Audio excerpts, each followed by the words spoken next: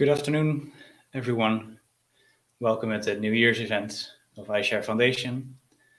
Really happy to see so many well-known faces and people that we've been working with over the last years in building iShare. And I'm glad to welcome everybody here.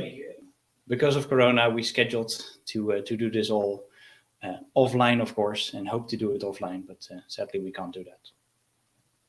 So we have a packed schedule for you today. And of course, you're coming for the content and not only to look at pretty pictures. So what we have for you scheduled is first of all the opening of the chair of the Supervisory Board, Joris. Then I'll be looking back and a bit forward on what happened in 21 and what is going to happen in 22. And I'm proud and happy to give the floor to Sjoerd Boot. He's the program lead for the Basis Data Infrastructure program by the Ministry of Infrastructure and Water that fully embraced iShare, and he's going to share what the plan is with that. Then we move over to Rajiv Rajani, our CTO, who will be introducing what we're actually launching today and in the coming weeks with the iShare satellites. We've been sharing the news already a bit on social channels, but hopefully this is the first moment for the bigger audience to really get acquainted with the iShare satellite and how you can become an iShare authority in your own data space. Then we move over to the real building of data spaces, because we've been talking about it. We have infrastructure and legal for it, but the real building is what we're doing with our i4Trust program. Program we started last year, or actually the year before that already, but now the program is in full speed, and we've selected, together with our partners Fireware and Funding Box, 13 projects that are going to get support, get funded by the program and by the European Commission. We're going to share how the program works, what is also available for you, and what kind of projects we're actually building, because it's all about reality, getting real stuff in the field and getting to reality. And last but definitely not least, we'll be launching, and Tisa will be doing that. We'll be launching the new website, sharing what we've changed and how we're moving forward. So then back to Joris. I think we can invite you to the stage. Okay, great. Thank you very much, Gerard. Sorry, I had a little bit of connection problems in joining the meeting. However, I'm very, very pleased to be able to welcome you also to this iShare New Year's event. It's maybe a little late for a new year, but I do wish you a very happy and successful 2022. Gerard already told you what you can expect during this event, and I think it will be most interesting because there have been a lot of developments in the sphere of data sharing infrastructure. Probably most, if not all of you, are aware of the huge effort that Gerard van der Hoeven and his team have put into establishing iShare as an indispensable and reliable data sharing partner. So he will tell you about the state of affairs, and I don't want to steal his thunder, but I can assure you that a huge step has been taken towards standardization of the Dutch data sharing infrastructure, especially where digital trust is concerned. 2022 will be a year for decision-making on the governance of that infrastructure. And I'm convinced that two vital conditions will have to be met. First, it is absolutely essential that data remain the property of their owner, and he decides which data may be shared. We have absolutely to avoid creating central databases, as experience learns and will show in the future that these are the road to what are so-called ICT disasters, but are usually policy disasters. The second condition is that the system to implement data sharing is set up and managed by an absolutely neutral agent. The cost of a breach of neutrality is the failure of the system. The next months will be crucial for decision making with regard to this governance, and we will keep you informed. Apart from iShare as a whole, you will also be informed on the EU-funded i4Trust program, and I would like to thank both Gerard and especially Rajiv Rajani and his team for their considerable effort to get this program successfully underway and to broaden the scope of iShare internationally and to other sectors of industry and commerce. With this, I hope that you will enjoy our event, and I return the floor to Gerard.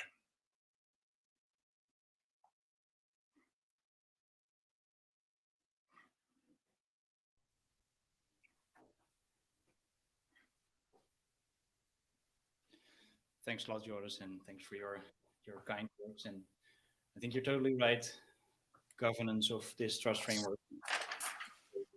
But first and foremost, what we're fighting for is that data sovereignty. Making sure that organizations control their data, their sensitive data, and start to use it and actually put it to use. And that's our purpose as iShare Foundation, and that's why we started originally. So thank you very much for reminding all of us on that. And let's, with those words, move forward on the agenda. Well, back to me basically. So let's fire away right away, because it's really an important day, and it's well, we chose this day for a reason. The 2nd of February 2022 for iShare 2. Really a new launch of where we are with iShare and what we're going to do with iShare as a standard, and how iShare is being embraced by the market. And what I wanted to do is do a quick look back, but also do a sort of a quick reintroduction on what iShare actually is, because I've seen over the 2 years that I carry the responsibility as executive director of the foundation, that it's sometimes hard to grasp what is federated, what is data sharing, what is data spaces. And I would like to put those terms a bit into perspective and into actual cases and some reality. So let's start with a bit looking back. So 21 was a major year with a lot of developments in logistics, where iShare became a wider used trust framework for logistics, working closely together with major users, onboarding new participants that actually build applications on top of what iShare has in terms of soft infrastructure. So, for instance, the launch of the Port Data Authorization Registry at Devlog and Portbase was a crucial step. The further development at Portbase was a great moving forward, and actually is now picking up faster. And great to see all the Portbase colleagues being with us today. The step and the first moves with CBS as using iShare to get access to sensitive data of organizations for their statistic reporting is also an important one, because developing iShare as a scaling standard, it all starts with, of course, data being available, and second, data being accessible by mass consumers, where CBS is a leading and great example of what is happening. Then it's cool to see that the ECMR players are onboarding massively. So we now have Collect and Go, Cargo Ledger, and Transfollow as iShare participants, both from a service provider and a service consumer perspective. So where the data, your data as a transporter, which is stored at Transfollow and Collect and Go and Cargo Ledger, is accessible if you give parties access through the authorization registry structure. Then the program that we started together with and funded by TKI Dynalog, called Das Logisch, run by TNO, where we're bringing two infrastructures and two architectures together. iShare as a trust framework and IDS as an overarching architecture for data spaces, where we really prove that iShare and IDS can totally coexist and actually strengthen each other. And last, and definitely not least, the start of two other programs. First, the DIAC process by the top sector logistics, which we really thank also for today and for their continuous support, because that was a major step in 21, that the top sector logistics reinforced their trust in iShare, and iShare as it started originally with the idea of a neutral logistics information platform and evolved into iShare, and they continued their support. And they've been actively promoting the use of iShare by, for instance, launching the tender for a distributed identity and access control network all around federated principles. And we started the Internet of Cargo program and many other projects that were out there already. So with that, we really strengthened the position of iShare in logistics and being an enabler for all those cases, how for parties to collaborate. But I think that's only the start, because especially we moved out of logistics, and not because we want to leave logistics behind, but because organizations that onboard in the iShare network are by default not only working in logistics, but also work in other sectors.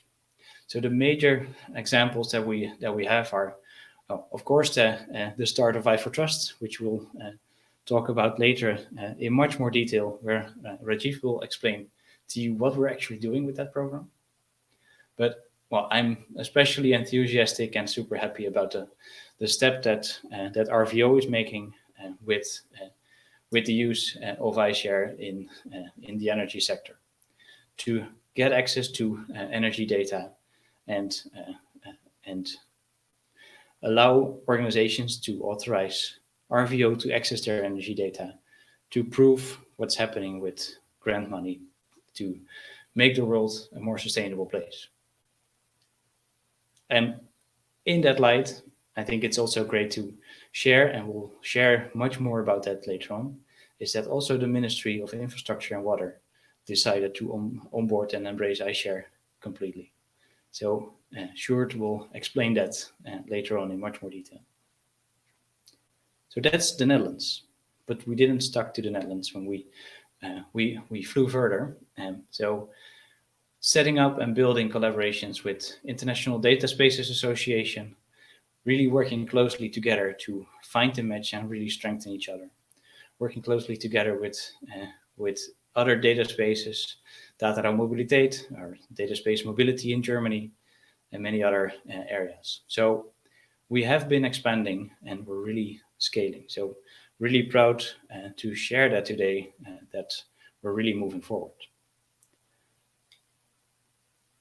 So, like I shared, the major news that we wanted to share at the beginning of 22 is that there, two major government bodies are actually decisive and moving forward in using iShare to get access to data of organizations throughout the Netherlands. And with that, we really made a major jump because, of course, we're going to be implementing that in the coming months. But the access to organizational data in a trusted, data sovereign way under the full control of organizations is a major step, especially knowing that the project that we're doing together with RVO is reaching 1.5 million organizations. Data of 1.5 million organizations will be made available through iShare, through the iShare network, where organizations really control what's happening with their data. Let that sink in for a minute. That's basically all organizations in the Netherlands who all work in other sectors as well. So really allowing organizations to share other data is really around the corner. So we couldn't do that alone, of course, and We're not saying, well, iShare is everything, because I think that's also a major step that we've been making during the last year and a half, maybe two, is basically making iShare smaller, because iShare is one of the core elements of data spaces, but it's not a data space. It's an enabling trust framework to allow organizations to authorize others to access their sensitive data.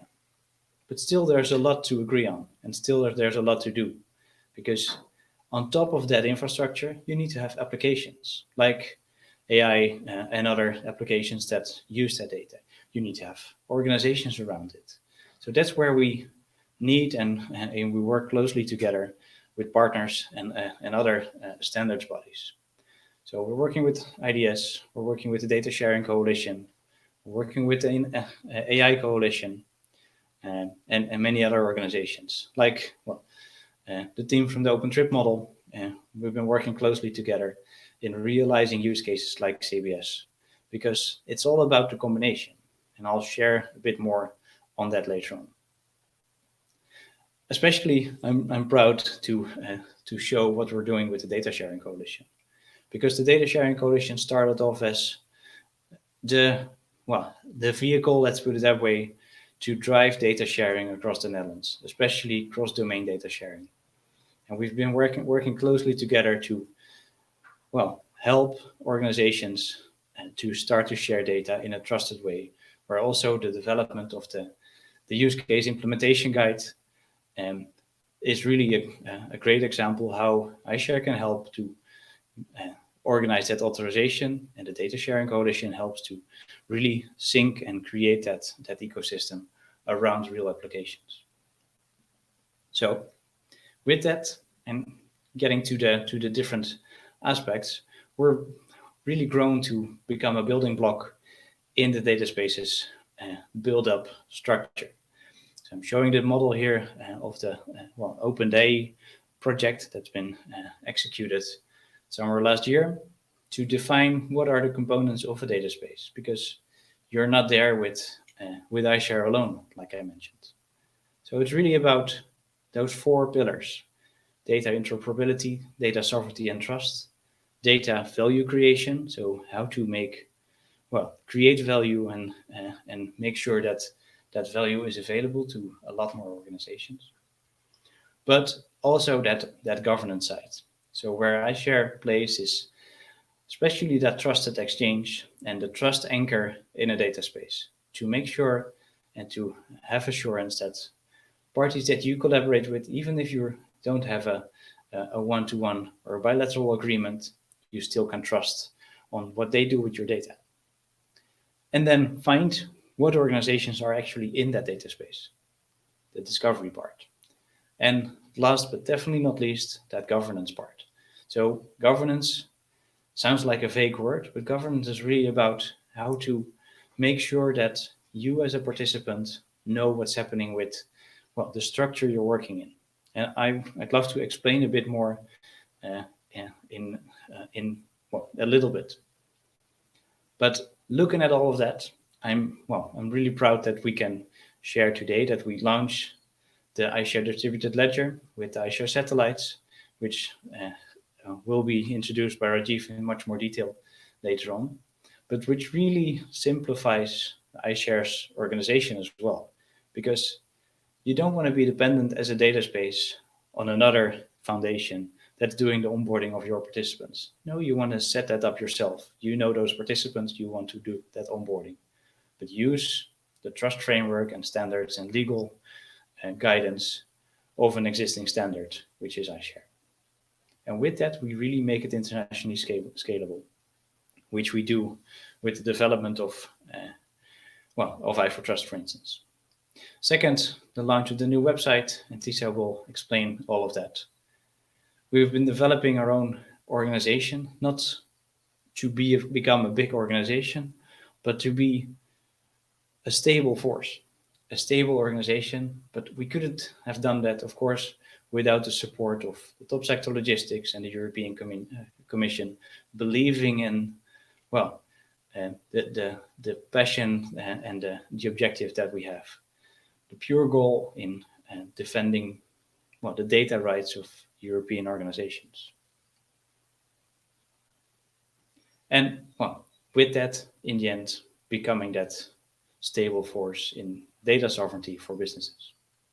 So let's go through iShare quickly what it actually is, because I know most of you today present have been hearing iShare stories before, heard about iShare, but still it's sometimes too vague. What is it really? Where does it really add value, and how does it all fit together?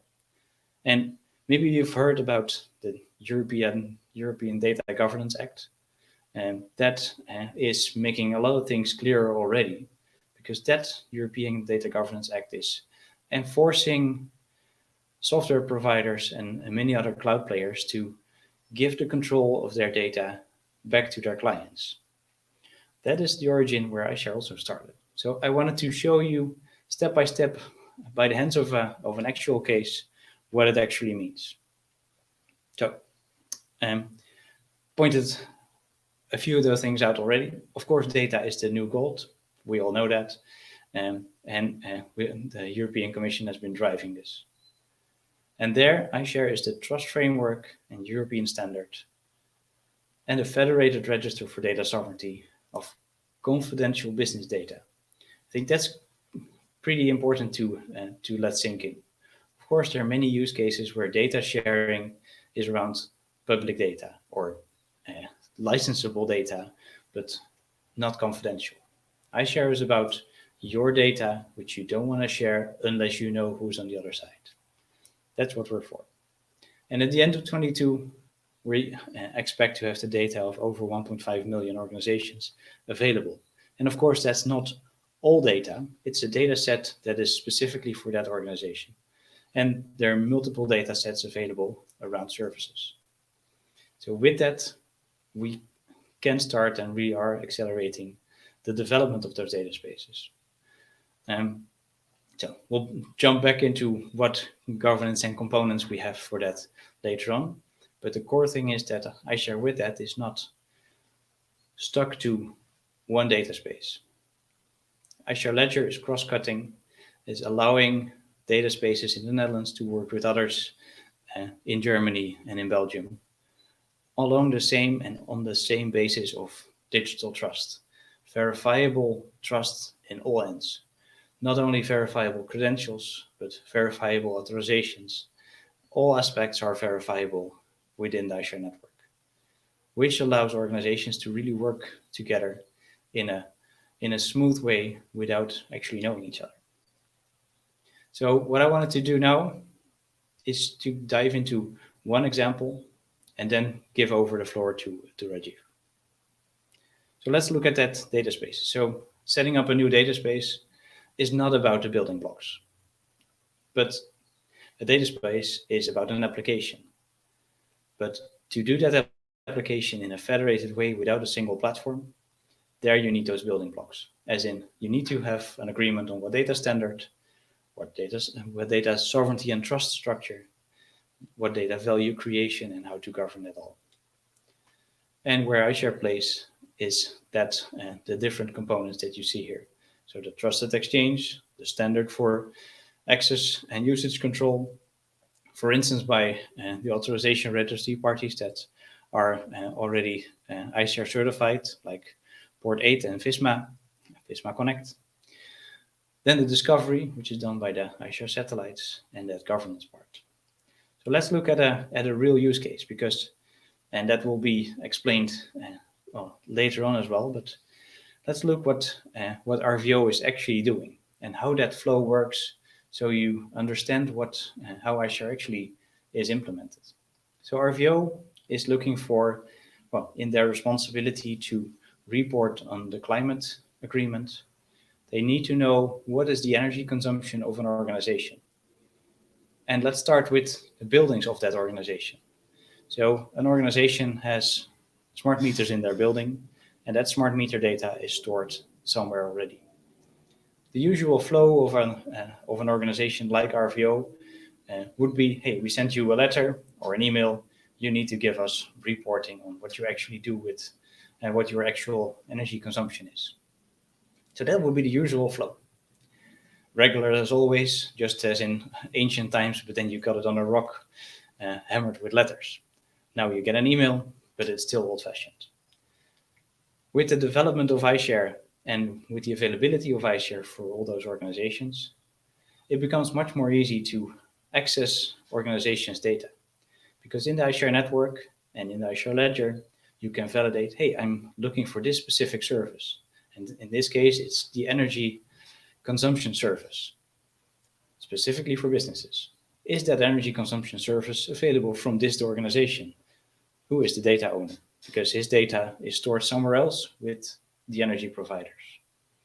So RVO just checks in the network, is the data of this data owner available for this specific service? And if that's the case, where is that data actually stored? And that's the moment, well, there's no specific role for the data owner. He only registered that his data is available. Then the communication goes from RVO to the data provider. In this case, it's EDSN, Energie Data Services Nederland, who is the major storage location at the moment for energy consumption data of businesses. And with that, RVO checks with EDSN, hey, I want to get the data set of that data owner. And of course, you won't get that right away because there's a trust framework. There's a structure to make sure that that data is only shared if there's an explicit authorization. So next step EDSN is doing is checking against iShare Satellite. Is this a trusted party? Is RVO part of the trust network? So there's legal coverage of if I share that data with you and you misbehave, well, there's a legal implication. If that's the case, where is the data, where is the authorization stored of the organization? So in this case, and in the practical example and implementation that's being worked on today, the authorization registry provided by Port 8 is the go-to authorization registry. So EDSN checks with authorization registry, is there an authorization for this specific data owner for RVO? And if there's no authorization stored, the data owner gets a message, hey, there's a request from RVO to access your data from EDSN. Specifically this data set, it's about this building of yours that is based in, say, Rotterdam. As soon as that data owner then gives an okay to share that data, the data is actually shared by EDSN, by the service provider to the data consumer, which is RVO. And that's how iShare works in reality. It's not a theory, it is in practice. It's it's actually live in this structure. And then looking at other initiatives and that are starting, powered by the European Commission, they're facing and they're aiming for data sovereignty. Well, this is what data sovereignty is when it comes to that sensitive data. And of course, you also need some of the other components and the other building blocks. But of course, from our perspective, this is the starting point for trusted data exchange. But then we usually get the question, okay, you govern trust. Are you actually trusted as a foundation? And that's where we also changed some of our governance structures in the last years. Because we moved from a central organization and a foundation into a more decentralized structure where onboarding of participants is done by our satellites, not our satellites, but independent satellites, which are iShare authorities. And those iShare authorities in a data space have representation in the iShare governance, either in the Council of Participants, in the Change Advisory Board, or in the Council of Sponsors. And those bodies together appoint our Supervisory Board, Joris, who you've just seen, and the Supervisory Board appoints the Executive Board or the management of the foundation and also controls what the foundation is actually doing. So with that, it's not a strange beast somewhere. It's controlled by the participants And the participants also, all those organizations and data spaces, influence what we're doing with the standard and how the standard is evolving. So you can get more value out of iShare as a generic framework. And then within that data space, you're basically totally free. So you're free to decide on what data standard, because iShare is totally data standard agnostic.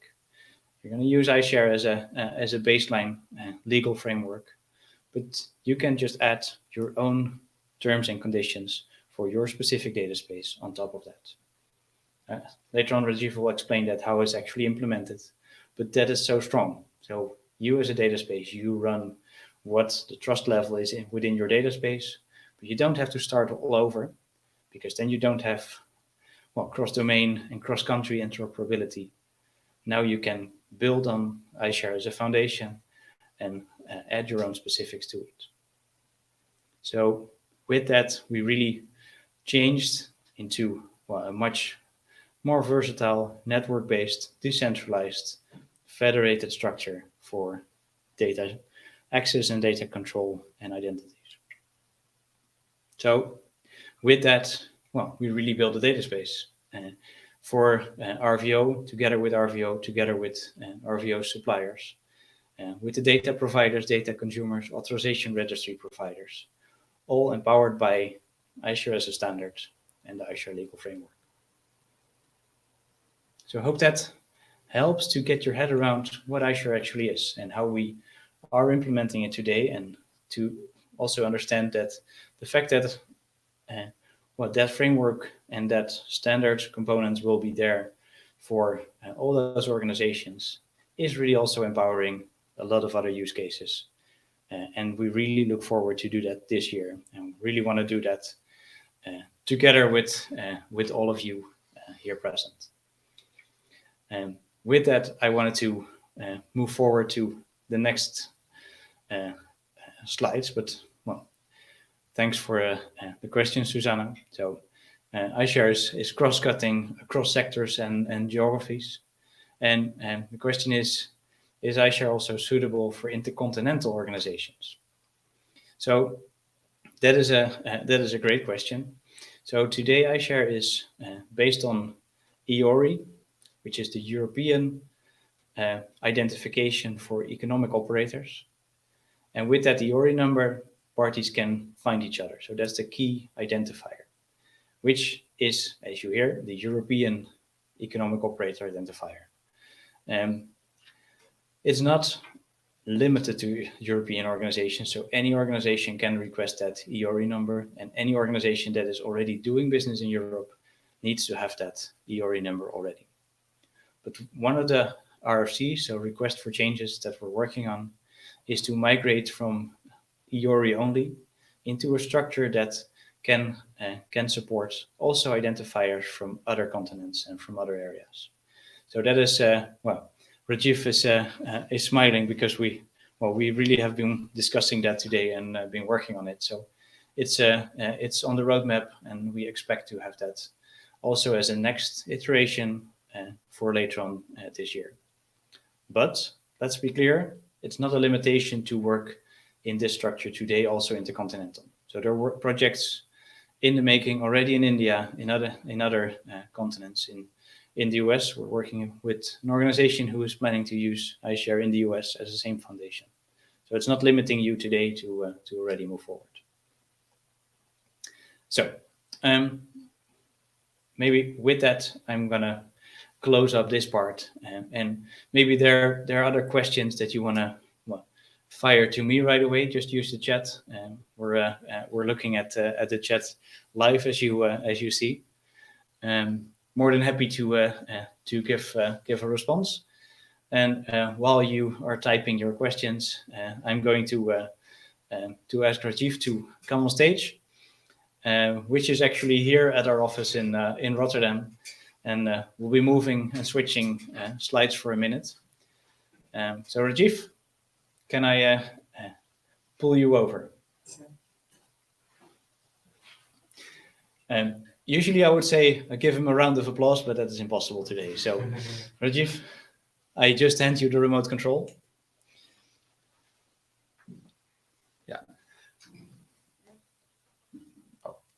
There is a round of applause for you. Thank you very much. Thank you, everyone.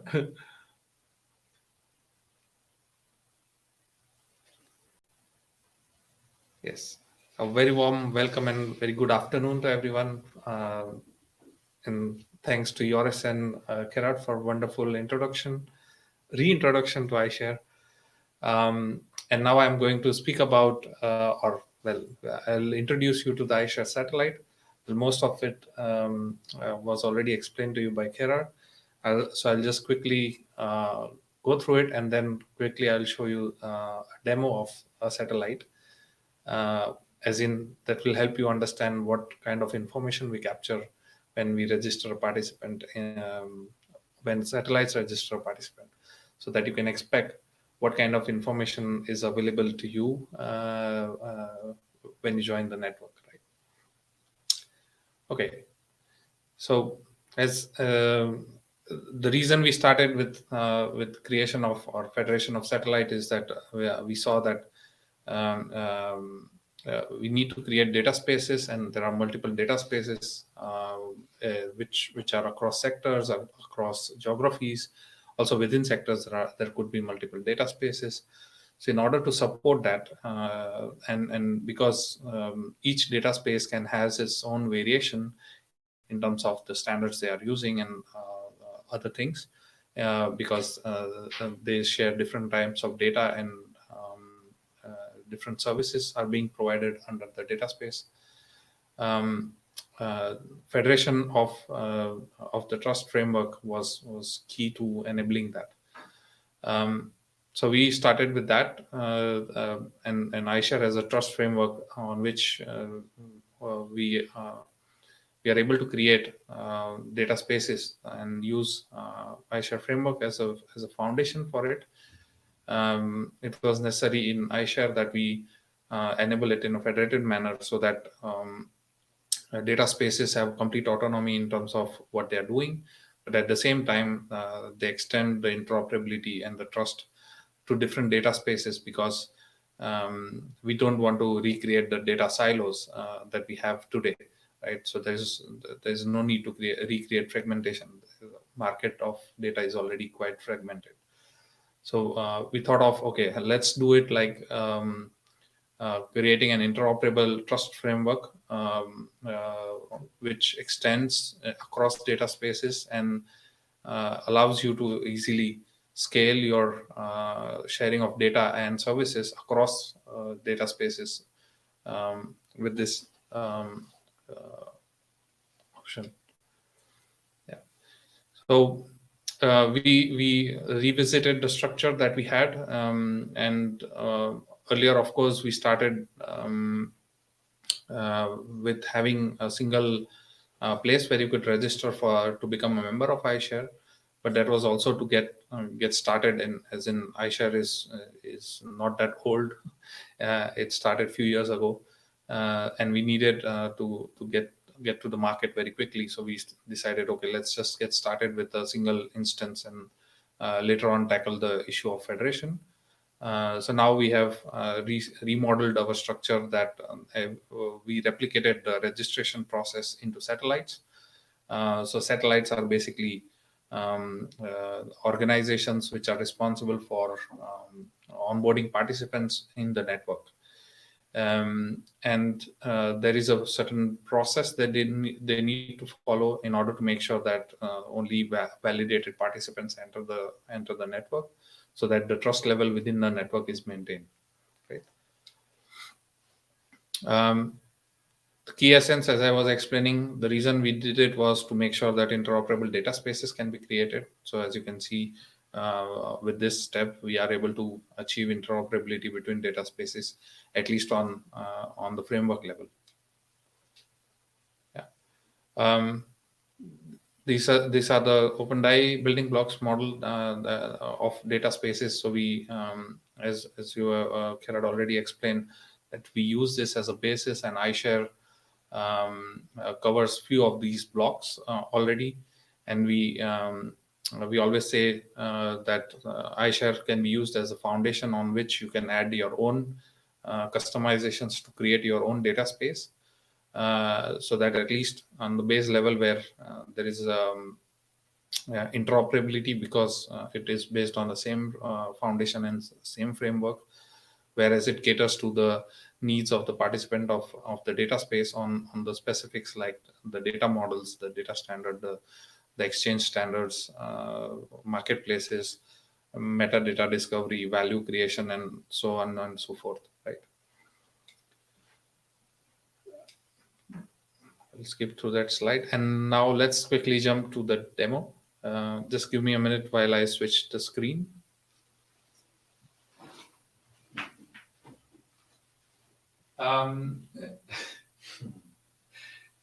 So as you can see, this is our UAT environment, and we do capture different kind of information to enable the federation of the trust framework. So let's just quickly go through the process where first, when a participant is registered, the main change that we will foresee now will happen is that each participant will now belong to a data space. So in first place, we need to also have a list of all the data spaces that are using iShare as a foundation. So we created a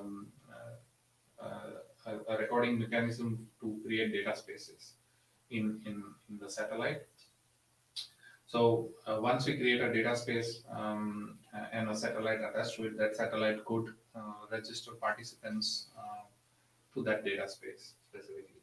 So there are a few examples on the screen. As you can see, there is agro, logistics, energy, mobility, and logistics data space. So different kinds of data spaces have been created. Now let's look at one of them in detail. So let's just open the Dutch logistics. Sorry. So what information do we capture for data spaces? It's of course the name of the data space, a data space ID. So it uniquely identifies each data space. There is also a definition URL for data space. The format for which we are still exploring how much standardization we need there, but we will come up with a recommendation on what basic information should be there in that definition. The key is that this could refer to a page where, when opened via browser, it explains the definition of the data space in terms of user understandable language. But at the same time, when it is an API call, it should be able to provide information in machine readable format. So that's our intention now. Of course, as a data space, it could also have a website of its own because it is a group of organizations who are part of that data space, and data space, as it wants to expand, probably also needs to have its own website so that people can reach to that data space. Additionally, we have an option to add tags. This is free text, so you can add details about the data space, which in turn helps when you are searching for certain things. Then based on tags, you can also search for specific data spaces. The status, needless to say, determines the status of the data space. We also have the country of registration. This is to enable other users to discover, okay, where this data space is is basically created, and there is also, of course, countries of operations. So when it is a national data space, usually you will have one country, but when it is international data space, then you will have all the different countries where it is operational. Sector and industry, of course, for which sector does this data space more closely refers to. Additionally, most of you are aware that when participants want to join iShare, they need to sign agreements, terms of use and accession agreement, and for certified parties, there are additional agreements. But as I was explaining, with data spaces, we allow that iShare is used as foundation, and then on top of it, you can add your own additions to create the definition of the data space.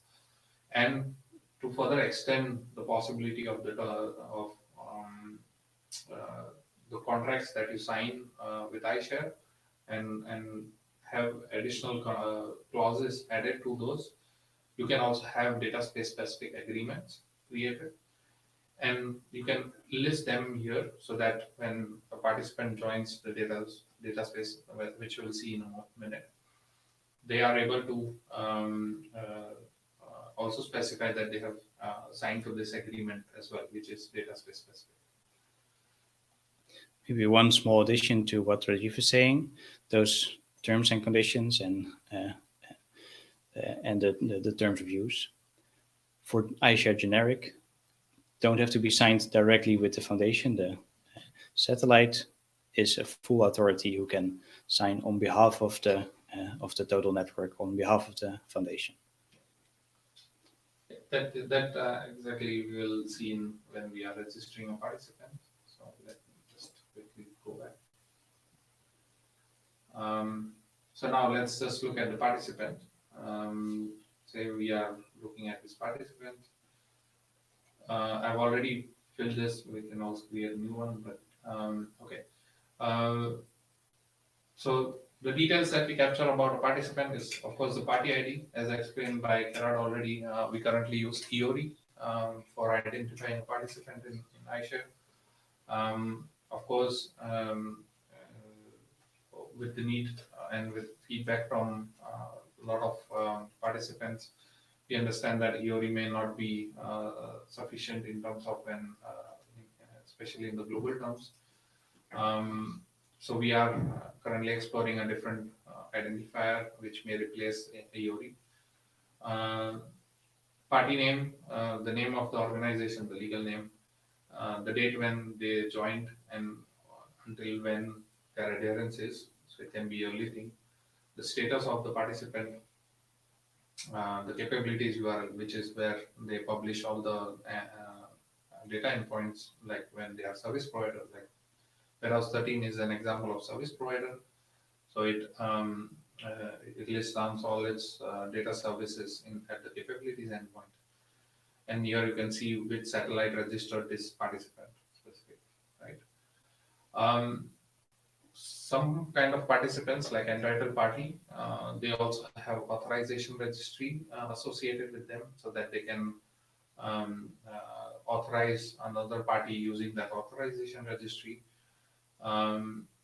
So in that case, they can add an authorization registry like this.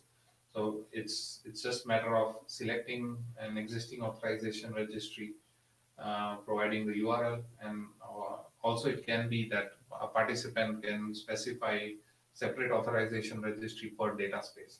So we can keep on adding records for this. For example, this user says, for logistics, I use this authorization registry.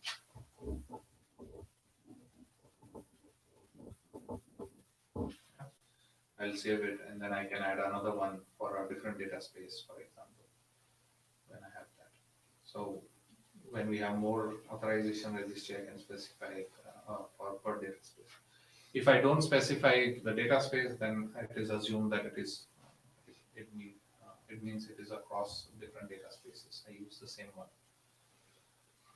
Now, on this section, you can see that participant details are there, but as you can see, these are general information of the organization, and the intention is that with this, the users of that organization themselves can manage this. So they will also get a login onto the portal of Satellite, from where they can manage this information. So they can update their description, they can provide the company logo, company email, company contact details, etc., which helps other organizations to identify them and validate them or find them in that sense. Right? Now comes the part about agreements. As you can see, the current 2 agreements are already, I've added them. They are the iSHARE terms of use and the accession agreement. So as Satellite had said, let's just add the new agreement because this participant is also in the data space. So let's say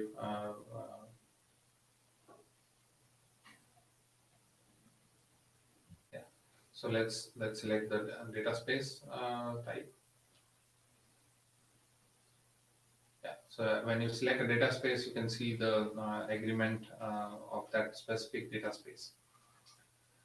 You can add the title of the agreement.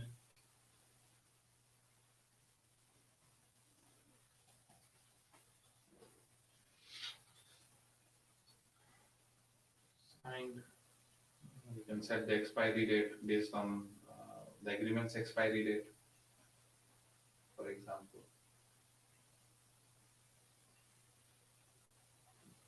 And of course, you can choose a file to upload.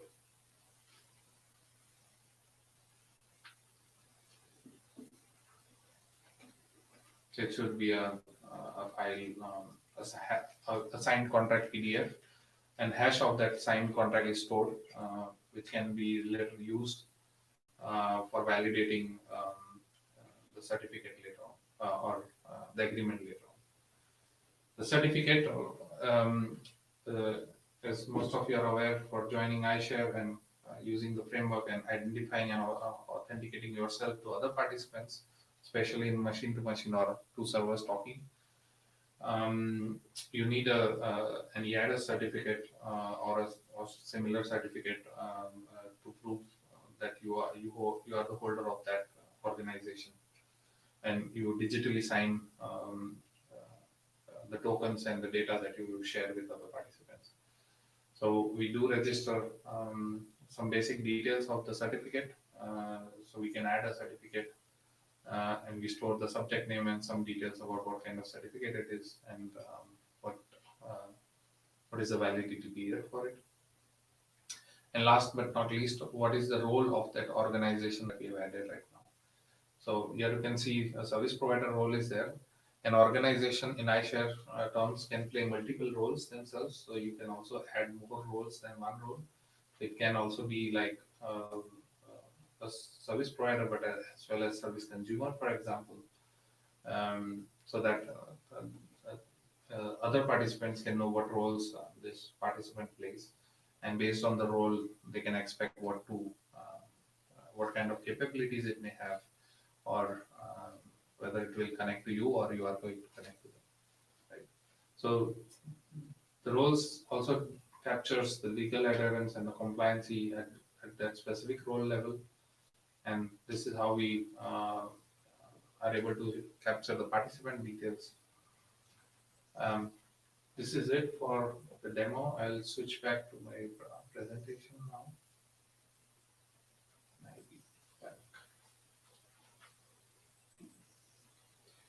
Question from Dave. Yes. Okay, I'll just keep it from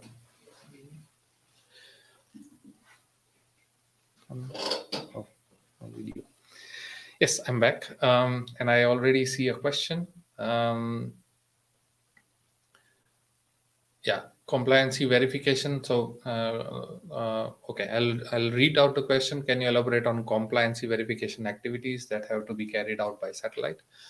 Yeah, so it's the same verification that they need to follow as currently it is being done by Foundation to onboard participants at iShare. It's just that we as a foundation, we never had intention to continue doing this on our own. It was just started as to get it, to get to the market very quickly. We always wanted to offload this operational part to different entities, and that's why this federation and federation of this role was created, and they do the verification of participant following the same process as you currently do when you join iShare Foundation. In essence, it's basically first thing, of course, any participant needs to determine is what role in the iShare role model they are going to play. And based on that, they need to do the development based on the specification. Once the development is done, they need to pass the conformance test tool. So there is a report that is generated by the tool based on which we assess whether the implementation is properly done and it remains interoperable with other participants. You need to procure an certificate from one of the trusted list CAs. So currently it is EIDA certificates. And of course, last but not least, you need to sign the agreements. Now, in that sense, there is in future it will be changed into you onboard at a satellite, when satellite is usually operational within a data space.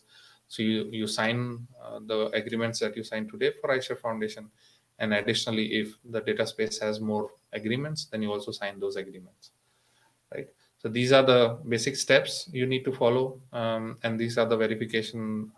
This is how the onboarding happens today, and that will happen in future as well by the satellites. And as part of onboarding, there are certain requirements, like you need to provide your Chamber of Commerce extract and the certificate and details, so that the person who at the satellite can onboard you by doing the verification. I hope that answers your question, Ferry. Yeah. Okay. Yeah. So yeah, and we already saw that because of this change in the in the operation, the governance structure also needs to be updated. The governance structure of iShare also needs to be updated to reflect the federation. So we just did that, and you can see on the screen the different operational changes that we are expected because of this change. So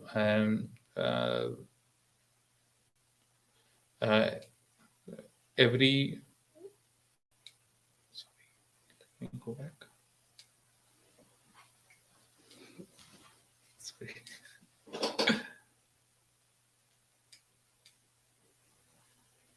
Yeah. So as you can see on the screen, the updated governance structure, we have the Council of Participants and Council of Sponsors and Change Advisory Board.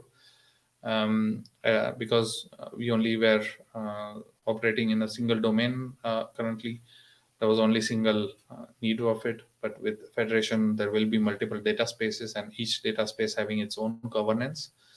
And potentially, if they follow the same template as we suggest in this, they also have their own Council of Participants and Change Advisory Board.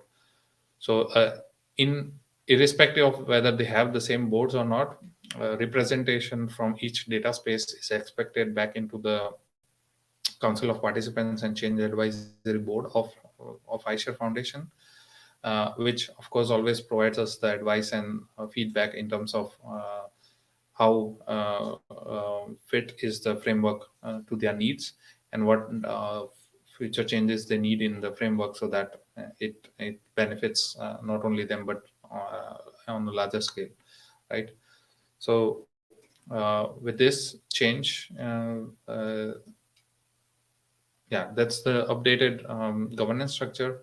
This on the screen you see is a reference template that we provide for data spaces to create their own governance structure.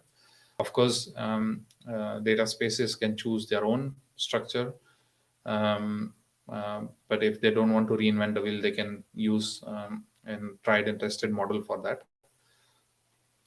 Yeah. So just changes. What impact we expect because of this change? Of course, there is the impact to all iShare participants in terms of that they now need to join via satellite and the data space to be added. Because now we capture more information, the same endpoints will now be able to provide you with more information. So that is something is not breaking your current functionality, but it will enhance when you update to the newer version, right? Yeah, and as I said, the current participants will have to become participant in one or more data spaces that will be created, right? With that was it about the iShare satellite. Okay, we have one more question.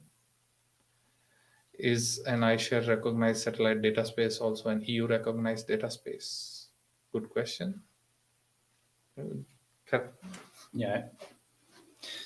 Thanks, Ferry. I'll answer that one. I think there's no standard yet in terms of European data spaces. But what is a good example, I would say, is that we were recently also invited by the European Commission to speak on their announcement of the mobility data space as the example how data sovereignty and trust should be organized in data spaces. So while we work forward and grow further, I think we are becoming a more and more of a standard for Europe. But there's no standard yet. It's a battle of standards, as you might know. And love to continue further. So I think with that, I don't see any other questions right now. Rajiv, thank you very much for sharing what we're doing with the satellites, and I'm super happy with the steps we've been making to make iShare really yours as a data space. You can take ownership, you can take authority, and use what is there already. So major jump forward. At the same time, people at home or at the office might have thought that we had a parrot or birds in the office, but we had just the door open for some fresh air here. So don't worry, we don't keep birds.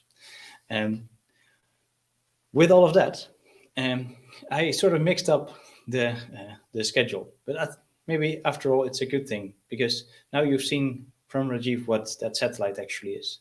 Now let's jump back into practice, how to actually use it. And with that, I'm super happy to announce Sjoerd. Sjoerd Boot is the program manager for BDI. And Sjoerd, thanks for being here, and thanks for your willingness to share. And looking at the crowd at the moment, we only have Dutchies on board. So maybe it's just okay to let Sjoerd also speak to you in Dutch. Daar ben ik wel blij mee, Gerard. Dankjewel. Dat scheelt een hoop. Van harte welkom. Ja, dankjewel. En we hebben de ramen dicht, dus je krijgt geen last van vogels. En de floor is yours. Van harte welkom. En ik ben echt heel blij met de samenwerking en de grote stappen die we nu aan het nemen zijn. Dus zou je ons willen meenemen in wat jij aan het doen bent met de BDI, met de andere plannen en wat er aan het gebeuren is? Dat wil ik zeker. En ik zag inderdaad ook al op de deelnemerslijst een hoop bekende mensen. Een hoop minder bekende voor mij ook. En heel blij dat ik in het Nederlands gewoon mijn bijdrage mag leveren en kan leveren. Ik ga dat niet doen voordat ik Gerard en andere betrokkenen direct bij iShare van harte feliciteer met de voortgang die zij de afgelopen tijd geboekt hebben in het verder doorontwikkelen van een mooi product. Dus van harte en keep up the good work, zou ik zeggen. Voor degenen die mij niet kennen, ik ben Sjoerd Boot. Ik werk op het ministerie van INW en ik werk in het team Digitaal Transport. En daarin zijn wij op weg om de digitale transportstrategie uit te rollen. Die digitale transportstrategie heeft 4 actielijnen. Dat zijn er 2 op het gebied van Europese verordeningen, die van alles gaan betekenen in meldingsformaliteiten en het digitaal aanleveren van data bij overheden vanuit het bedrijfsleven. De 3e actielijn is mijn eigen actielijn van de basisdata-infrastructuur. En de 4e actielijn is ook een interessante, misschien niet voor vandaag, maar wel voor de hele inkadering van ons werk. En dat is de actielijn rondom adoptie en opschaling van allerlei tools en instrumenten die er zijn in de wereld van digitalisering en datadelen, naar de uiteindelijke eindklanten die wij ook zien. En dat zijn de overheden en de bedrijven actief in logistieke ketens in Nederland en daarbuiten. Die 2 actielijnen samen, die mag ik aanjagen vanuit het ministerie. En de komende 7, 8 jaar, maar daar kom ik zo meteen nog verder over te spreken, mezelf maximaal op uitleven. Voordat ik de diepte inga over wat we daar precies aan het doen zijn, trek ik hem heel even uit het perspectief en wil ik eerst even ingaan op waarom wij dit eigenlijk doen. En wij doen dit heel duidelijk met een economische drijver. Onze Nederlandse logistieke ketens, die hebben een toppositie in de wereldhandel. 4% van de wereldhandel gaat door onze handen. En meer dan 25% van de Europese goederenstromen die worden afgehandeld door onze logistieke ketens in Nederland. Ze zorgen voor bijna 10% van het BBP en meer dan 650.000 banen. Dus dat is een evidente bijdrage aan het welzijn en de welvaart hier in Nederland. En tegelijkertijd weten wij met elkaar dat de fysieke systemen, zoals de infrastructuur buiten en de bijdrage daarvan aan de effectiviteit en de efficiëntie in die ketens, die zit echt aan zijn bovengrens. Daar zijn eigenlijk geen optimalisaties meer te maken. En het moet de komende jaren echt komen van digitale toepassingen. Je ziet ook die markt van allerlei platformen en allerlei digitale toepassingen in de afgelopen 5 jaar met 700% groeien.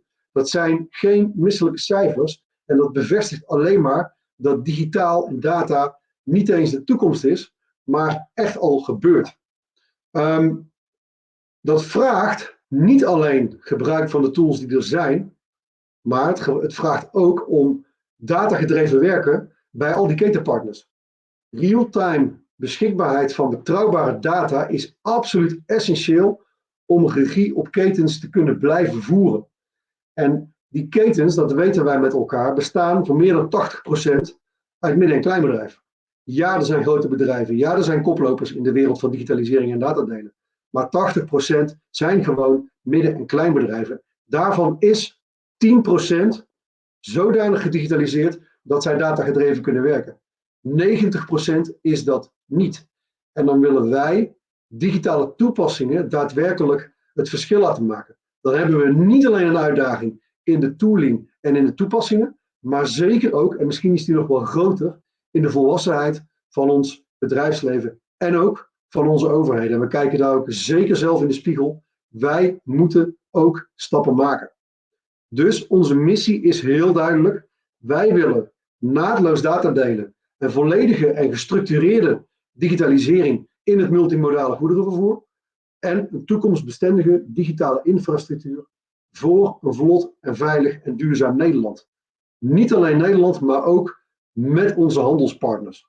Het is heel duidelijk in onze roadmap zichtbaar. Wij willen met name op het vlak van de IT en van de toepassingen cross-sectorale interoperabiliteit, dus tussen sectoren heen, niet alleen in de logistiek, moet, zoals Gerard en Rajiv net ook al lieten zien, het moet cross-sectoraal interoperabel zijn en het moet internationaal interoperabel zijn. Er zijn weinig andere sectoren, denk ik, die bij definitie internationaal zijn. Dus als wij niet kunnen praten met infrastructuren over de grens, dan gaan we het verschil niet maken en dan gaan die ketens van ons hun positie echt verliezen. Juist omdat iShare de afgelopen tijd op dat cross-sectorale datadelen, maar ook in het internationale, flinke stappen heeft gemaakt, kiezen wij dus voor adoptie van iShare in onze basisdata-infrastructuur. Want wat is er allemaal nodig om onze missie te realiseren? Eigenlijk 3 dingen. Allereerst extra investeringen natuurlijk in een hoogwaardige digitale infrastructuur voor de logistiek.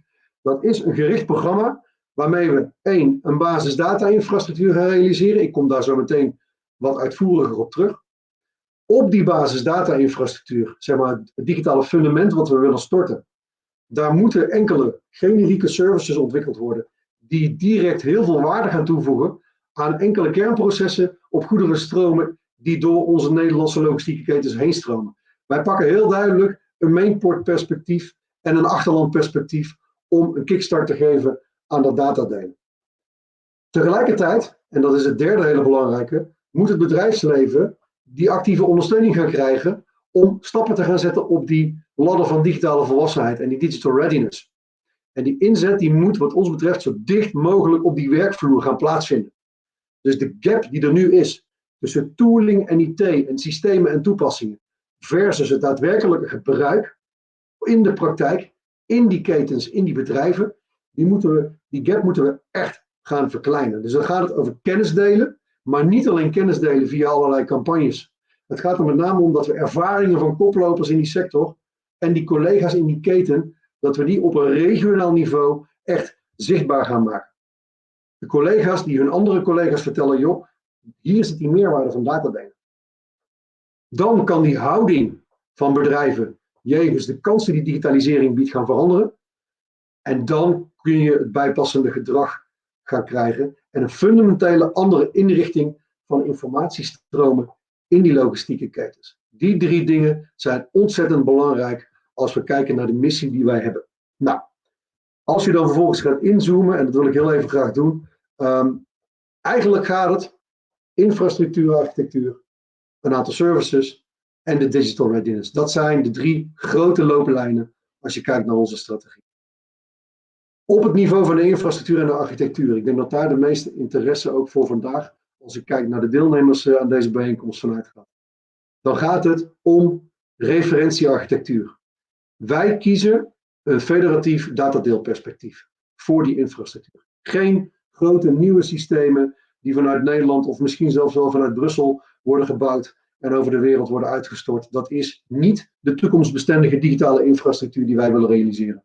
Het moet federatief. Bestaande systemen en platformen moeten met elkaar praten. En wij moeten daar een referentie voor neerzetten. Mijn collega Roeland van Bokkel, coördinator van het Federated Consortium, is op dit moment behoorlijk ver met een referentiearchitectuur voor federatief datadelen in goederenvervoer en logistiek. Dat gaat, als het aan ons ligt, Europees de standaard worden voor architecturen rondom datadelen. Op basis van die referentiearchitectuur maken wij voor onze Nederlandse basisdata-infrastructuur zo'nzelfde referentiearchitectuur. Dus het eerst toepassen van datgene wat Europees als standaard wordt neergezet. Die referentiearchitectuur die gaan we verder brengen. Daar gaan we gereedschapskisten van maken, daar gaan we handleidingen van maken. We komen tot dat afsprakenstelsel, we komen tot standaarden. Ik zoom zo meteen even iets verder in op de BDI. Daar moeten we een stukje governance voor regelen. En daar haak ik graag aan op datgene wat de heer Al net helemaal in het begin ook al zei. Die governance en de samenhang met de iSHARE governance, dat is voor de komende tijd ook onderwerp van nader onderzoek. Hoe regelen we nou in een federatief datadeelstelsel, hoe regelen we daar publiek-privaat beheer? En hoe zorg je ervoor dat dat gezamenlijk overheid en bedrijfsleven verder doorontwikkeld kan gaan worden? Op het niveau van de services, wat gaan wij doen? We hebben een prototype van de BDI. Dat is, even plat gezegd, een couveusekind van 24 weken. Dat kan nog niet zelfstandig, dat wil nog niet zelfstandig en dat mag wat ons betreft ook nog niet zelfstandig. Dat gaat verder gevalideerd worden en groeien in een aantal living labs. Een aantal living labs om daadwerkelijk te gaan kijken, kan dat prototype nou die waarde gaan toevoegen? Kan dat de impact gaan organiseren wat wij bedenken op dit moment? Dat gaat om een stuk basistoepassingen, een stuk verbindingen met allerlei kernprocessen, wat ik net al zei, met name in dat mainport achterlanddomein. En wij pakken duidelijk dat perspectief, government-to-government datadelen, business-to-government datadelen. En tegelijkertijd is de topsector logistiek en ook partijen in het platform digitaal transport, die zijn aan de slag om concrete use cases te maken vanuit het bedrijfsleven om ervoor te zorgen dat het business-to-business datadelen kan bijschakelen. Als wij namelijk blijven in het overheidsperspectief en we vergeten tussen aanhalingstekens business-to-business datadelen mee te nemen, dan zal dat op termijn, is onze verwachting, altijd suboptimaal blijven, omdat business-to-business leidend zal zijn in de keuzes die bedrijven zullen maken om daadwerkelijk te gaan datadelen op basis van de BDI. Dus daarom hebben we 2 parallele sporen, eentje vanuit ons, eentje vanuit de topsector en natuurlijk zorgen wij ervoor in het platform digitaal transport dat dat allemaal bij elkaar komt. Dus die service is heel belangrijk om waarde aan te tonen, om business te gaan creëren en om eventuele business daar te behouden. Nou, even verder inzoomen op onze basisdata-infrastructuur. Die basisdata-infrastructuur is eigenlijk gewoon de open, neutrale, digitale informatievoorziening, infrastructuurvoorziening, die wij in Nederland willen gaan neerzetten. En ik zeg bewust ook even neutraal. Natuurlijk zijn er allerlei datadeelvoorzieningen al in ontwikkeling. Maar dat zit met name bij een aantal grote dominante marktspelers die daarmee het level playing field verstoren. Je mag meedoen, maar tegen hun voorwaarden en tegen hun afspraken. En dat is ook niet toekomstbestendig als je kijkt naar alle logistieke ketens in Nederland die je aan het datadelen wil krijgen. Dus wij nemen daar als overheid bewust een interventie in die markt en willen gewoon een open, neutrale, toegankelijke digitale infrastructuur neerzetten. Voor bedrijven, voor toezichthouders en voor andere overheden. En toepasbaar op al die modaliteiten binnen het goederenvervoer die er actief zijn. Dus bewust tussen die modaliteiten door. En dan gaat het bijdragen aan onze doelstellingen. Heel belangrijk vind ik daarbij technologie onafhankelijkheid en data bij de bron. Daar werd net ook al het een en ander over gezegd. Ik vind het heel belangrijk dat de datasoevereiniteit hoog in het vaandel blijft staan. De eigenaar die beslist wie er toegang krijgt tot die data en met wie die dat gaat delen. Nou, hoe werkt dat? Wat ons betreft, niemand is daar de baas. Wat ik al zei, publiek-privaat beheer, dus gezamenlijk. Een aantal technische en procedurele afspraken maken. Heel belangrijk ook een gemeenschappelijke taal. Met verderheid werken we aan een semantisch model voor het goederenvervoer, waarlangs iedereen kan communiceren en zijn data kan delen. Data blijft bij de bron en de deelnemers die creëren samen die meerwaarde die wij voor ons zien. Nou, een aantal technische software producten / toepassingen zijn er nodig om dat federatieve stelsel in de lucht te krijgen. En dat zit eigenlijk op 4 componenten. Dan gaat het over een stukje toegang, het gaat over die taal, het gaat over identity management en het gaat over zoekfuncties, registers, indexen. Waar kan ik de data vinden die ik nodig heb? En ik hoef volgens mij niemand ook in het publiek uit te leggen waar iShare met het Trust Framework, het Trust Network, waar die precies zitten. Dat is wel evident. Wij gebruiken dus bewust ook en we adapteren heel graag iShare in die componenten van de BDI. En op andere componenten zullen we nog ook een stukje doorontwikkeling moeten maken. Nou, wat ik al zei, wij pakken een heel erg duidelijk perspectief op de mainports en in het achterland. We werken samen met een aantal partijen aan een eerste toepassing, aan een aantal eerste living labs voor die BDI. Dat doen we met douane, dat doen we met de mainports, dat doen we met hun port community systeem. Ik zie ook een aantal mensen van Portbase hier in het publiek vandaag. En dat doen we vanuit een eigen regierol die we willen voeren. En we maken daar bewust gebruik van heel veel ervaring die er is opgedaan in het datadelen. In het Maritime Single Window project. De opvolger daarvan staat al voor de deur. En we willen heel graag die efficiëntie in die mainport achterlandverbindingen als eerste gaan brengen. We baseren het op Europese ontwikkelingen. We zorgen ervoor dat het interoperabel wordt met allerlei dataspace ontwikkelingen die nu vanuit DG Connect ook lopen en waar Gerard net al aan refereerde. Zo gaan we dat in eerste instantie proberen te kickstarten samen met hulp van de topsector logistiek voor het business-to-business deel. Wanneer gaat het gebeuren? Hoe ver zijn we? Wat ik al zei, er is een prototype. De komende 2 jaar willen we in een aantal living labs een aantal eerste tests en een aantal eerste validaties en verdere ontwikkelingen gaan doen. Om eigenlijk in de jaren daarna, 2024, 2025, tot engineering en productie te gaan komen. Zodat we in 2026, 2027 een BDI hebben staan die op grote schaal toepasbaar is. En dat betekent niet dat nu iedereen achterover kan leunen en kan gaan slapen die niet actief is in die mainport achterlandverbindingen. Nee, ook op die goederenvervoercorridors en op steeds meer plaatsen, ook in de stedelijke logistiek, zullen heel veel partijen zijn die zeggen, hey, ik wil wel eens meedoen, ik wil eens gaan kijken of het in mijn keten zou kunnen werken. Ga er niet afwachten. Benader ons, benader mensen die ermee bezig zijn en kijk hoe je je eerste stappen kan gaan zetten. Dat is de boodschap eigenlijk die wij op dit moment afgeven. Om eigenlijk als een soort van grote sneeuwbal dat datadelen verder een slinger te geven. Ik denk dat dit een hele mooie eerste introductie is, Gerard, van het strategische perspectief wat wij kiezen. En ik kan me niet voorstellen dat daar geen eerste vragen over zijn.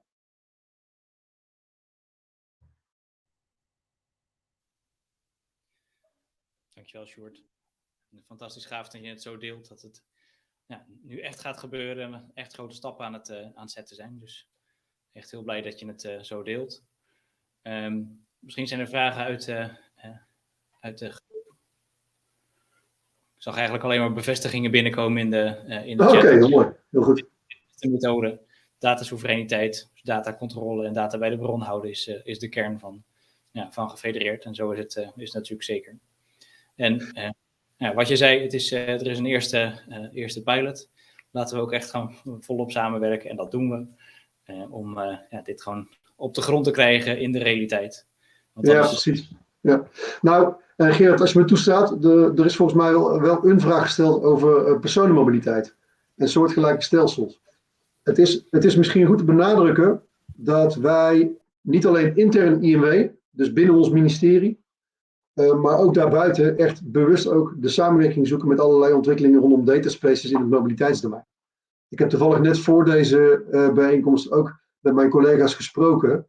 En het kan natuurlijk niet zo zijn dat wij los voor logistiek een dataspace bouwen, een dataspace gaan neerzetten, een BDI realiseren en dat geheel losgeslagen doen van de ontwikkeling van dataspaces in mobiliteit. Dus aan onze kant organiseren we dat het in ieder geval interoperabel wordt en misschien wordt het zelfs wel in gezamenlijkheid verder ontwikkeld. Daar zijn we op dit moment wat eerste verkenningen naar aan het doen. Maar ik wil bewust niet de boel zodanig groot maken dat het daarmee vertraging gaat opleveren. Dus wij zijn best wel ver met een aantal partijen in BDI-ontwikkeling. We hebben een prototype, dat kan zijn toepassing gaan krijgen. En ik weet op dit moment nog niet 100% zeker hoe ver ze aan de mobiliteitskant zijn. En ik wil daar geen vertraging door oplopen. Ja, terecht denk ik. Maar zeker ook goed om, en dat doen we, de samenwerking te zoeken. En dan niet alleen Nederland, maar actief internationaal. Dus ook goed om te zien dat we ook samen met INW optrekken met het grotere plaatje voor de mobiliteitsdataspace, waarin het hoofd van Europa logistiek onder valt. Samenwerken om te laten zien hoe het gedaan wordt in Nederland en dat we echt al grote stappen aan het zetten zijn. Om te zorgen daarmee dat de componenten die de BDI gekozen heeft ook echt in de basisopstelling komen voor brede Europese uitrol. En daar lopen we mee voor de muziek uit voor een stukje. Maar aan de andere kant kunnen we het ook echt doen. Dus. En als ik nog iets mag toevoegen, Gerard, misschien. Als je nog hoger gaat uitzoomen en je kijkt waar de meeste macht in Europa zit. Als het gaat om het neerzetten van dit soort ontwikkelingen. Hoe ik hem op dit moment zie, en ik laat me graag ook overtuigen als het anders is. Op dit moment zetten de Fransen en met name de Duitsers, die zetten de toon. Als je kijkt naar Gaia-X, Catena, allerlei grote Europese trajecten. Daar zijn wij als Nederland natuurlijk een kleine speler op dat toneel. Maar waar wij heel erg goed in zijn, is het neerzetten van werkende implementaties. En daarmee kunnen wij invloed pakken. Dus daarom vind ik het ook belangrijk dat we iShare veel in toepassingen gaan zien. Veel in nieuwe toepassingen gaan zien. Zodat we kunnen laten zien in Brussel en daarbuiten. Leuk, maar we hebben het staan. Kom het alsjeblieft maar gebruiken en sluit je aan. Helemaal terecht punt. Ik was recent nog in contact met het Gaia-team ook in Nederland. En die hebben ook wel gezien, dat Gaia is echt nog aan het begin.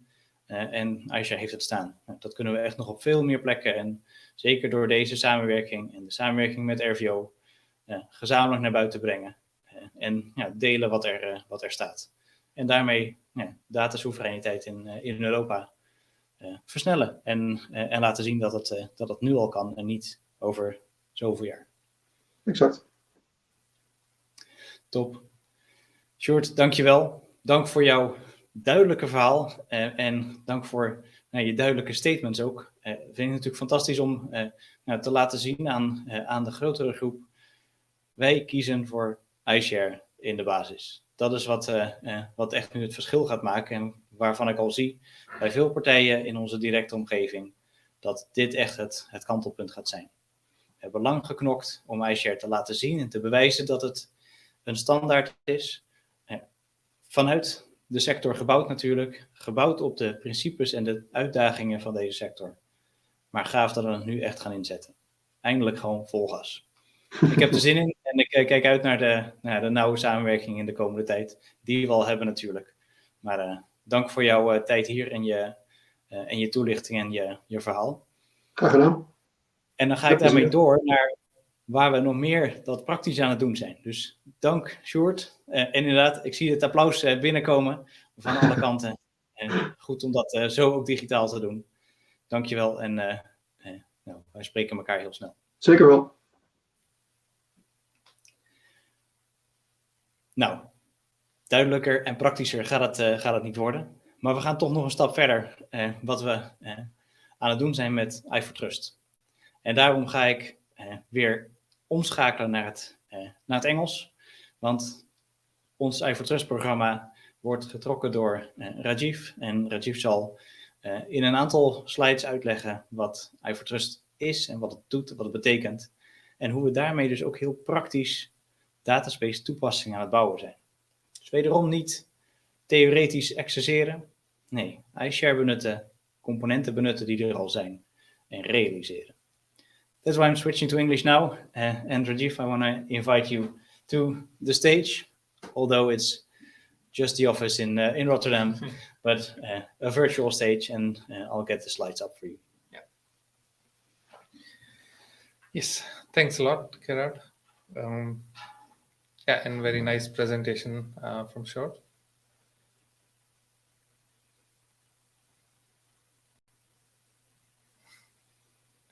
Yeah, and just, yeah, okay. Thank you. Yeah, let me quickly introduce you to iForTrust, which is also one of the key projects which is helping us in expanding internationally as well as across different domains.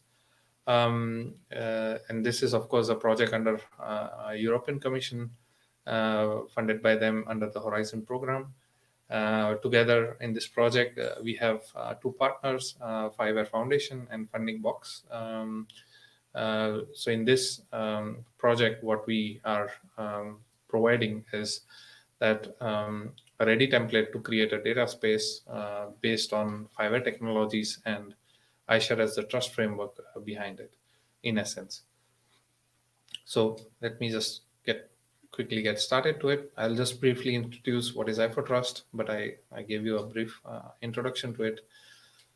But what was our vision and mission? Our vision and mission is basically that we want to enable creation of new services based on data sharing, create new opportunities for the organizations in Europe, and of course beyond Europe. And for that, we understand that the creation of data spaces and providing data sovereignty, because in order to create efficiencies and new opportunities, we understood that sharing of data is key to it. And how do we do that? We need to be able to provide enough trust, because one of the reasons why we started iShare was also there was lack of trust between organizations to share their own data. So to get trusted data sharing, iShare framework brings the trust, but you also need standards and data standards and other aspects to share data and create value out of it, right? So in this project, we give one of the templates to build data spaces using the existing technology, which is all open source, so that it gives opportunity to organizations to get quick started, and their time to market is really short in that sense. Our strategy is basically use existing open standards as much as possible. Don't reinvent the wheel.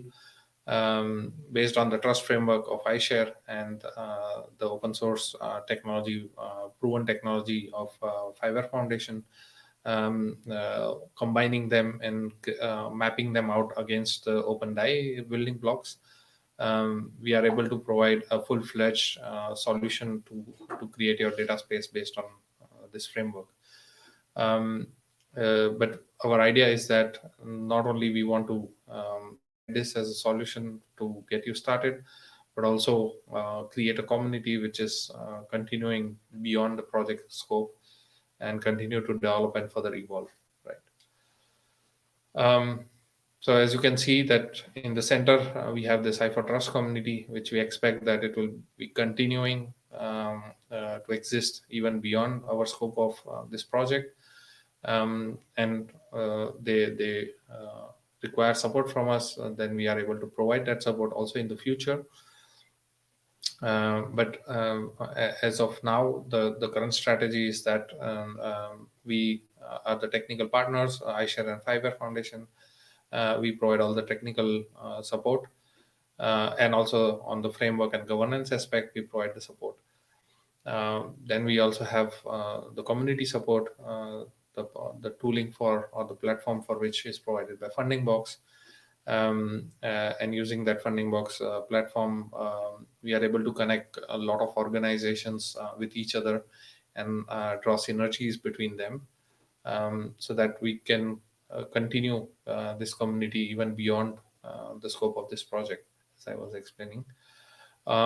We also involve digital innovation hubs, which are the hubs across EU created by European Commission to facilitate solutions to SMEs who usually don't have enough capacity or resources to come up with their own innovative solutions. With this solution template, they can SMEs that come to them for solution towards their problem, they can redirect them, or they can apply iForTrust for those SMEs and get them off the ground quickly to the market, and to get more benefits out of the solution. What we do in this project, it's a 3-year project, and we aim to create 32 experiments or 32 projects in this 3 years. And our target is to address more than 150 SMEs across the Europe. But of course, we aim as much higher as possible. These are few of our values in iForTrust. That key, in essence, is providing the sovereignty and trustworthiness, the effectiveness and the openness of the solution across domains. We want solutions to work not only within the domain, but also in different domains. Innovative solutions which enables different new services based on data, new business opportunities based on data, and that should lead to the growth, right? Now that was brief about what is iForTrust, and now I want to introduce you to the concept of data space. We already heard a lot about data spaces and the building blocks. Now let me also go a bit deeper into what it is and try to explain it in a more simpler manner. So what we see as a data space is a decentralized data ecosystem built by a group of parties or organizations that come together with a common purpose. That, in essence, what we call as a data space, because in a data space there will be organizations and they have certain reason to be there. To enable them, and because it is data space, it is essentially meant to create a space where parties can exchange data in a trusted manner without having any kind of doubts or fear, right? So to enable these parties to be able to achieve that, there is an overall generic structure, as you can see on the screen, that on the top with the yellow icons, you can see that they are the parties who are interested in sharing or exchanging of data. So it includes the data consumers, the data provider, and data owners. On the bottom, you see the green icons, which are basically the enabler roles in the data space. So they provide either, they are the service providers within the data space, like identity provider, authorization registry, marketplaces, vocabulary provider, XYZ. There are many such kind of roles. And in the center, you see that there is data space trust anchor and the governance.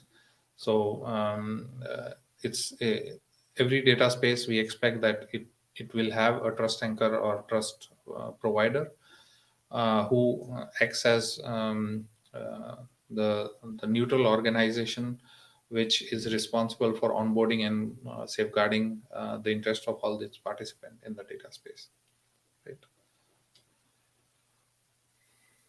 Yeah. So data spaces that are built around real businesses, because we don't want to just talk about theory. We also want to have practical examples of data spaces, which we'll see in a while what iForTrust will achieve. But in essence, what is data space that are built on real business, that they agree on data interoperability, data sovereignty, the value creation, the governance, in essence, at base level. And they are either within the sector or cross-sector, depending on what services they want to support. and what kind of data is being exchanged to generate the desired value, right? Some example could be that in logistics, for example, if there is more digital data sharing across the value chain, that will lead to a lot more efficiencies. This has been there has been numerous studies about it, and there has been numerous reports about it that there is value in doing that. But it is of course very difficult to achieve that, because on one hand, the technology market itself is quite fragmented, and every organization chooses their own technology stack and standards to implement, to use, and that in a sense makes on one hand difficulty in exchanging data. Of course, there are more solutions available towards that, but another key building stumbling block is that there is lack of trust between those participants, because across value chain you usually find parties that are also competitors to each other. So that keeps the barrier, which does not allow sharing of data, which in turn means that we cannot bring the necessary efficiencies and new business models out, because there is not enough information that is being shared. Yeah. We have already seen this building blocks, so I will not explain it again. I'll just skip through them. Few of the examples that we expected in data spaces. Again. Okay, so how are those building blocks? How did we manage to create a template solution in iFortrust based on those building blocks? So let's just quickly look at that. Now you can see on the screen that the same OpenDI based building blocks, but with the logos of Fiverr and iShare. So you can see for all those building blocks, we have either a component or a solution or a specification to cover that at the base level, of course. Only block that you see it does not have is under the governance, the operational agreements. That is the reason. The reason behind it is that organizational agreements can only happen when there are organizations.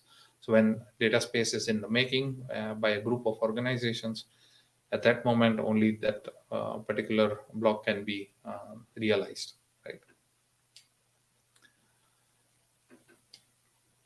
So it is not only about creating the building blocks and providing a solution. We also want to guide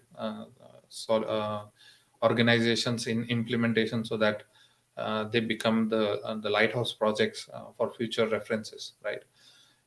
In that sense, we have 2 open calls under this program.